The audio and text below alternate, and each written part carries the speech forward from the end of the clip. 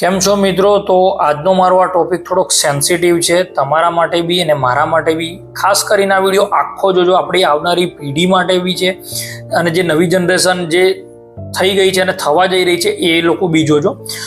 તો બીજા ભલે વિડીયો જોતા ના હોય પણ આ વિડીયો જોઈને જજો. તો હવે હું મારા ફ્રેન્ડને ત્યાં એક જગ્યાએ વિઝિટ કર્યું હતું કાલે ક્લિનિક પર.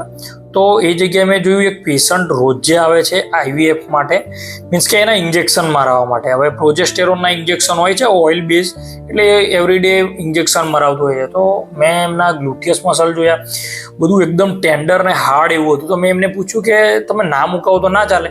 તો કહે છે પેશન્ટ એટલું સ્માઇલ કરીને કહે છે કે સાહેબ છોકરા બહુ ટ્રાય કર્યા પણ થતું નથી, એટલે હવે આ પ્રોસિજર કરવી પડે છે.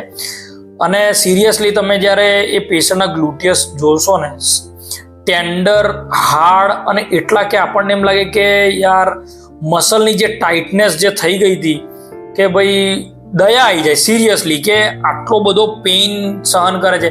પેશન્ટ બિચારું સરખું ચાલી નથી શકતું, બેસી નથી શકતું. એનો પેઇન સહન કરવા માટે એને 2 મહિના કાઢવા પડે છે. સિરિયસલી 2 months ખાલી એક બેબી માટે. અને પછી કાલે ઉઠીને તમે વિચારો કે એ બેબી મોટું થઈને બીજો એક પાર્ટ જોઈ લો.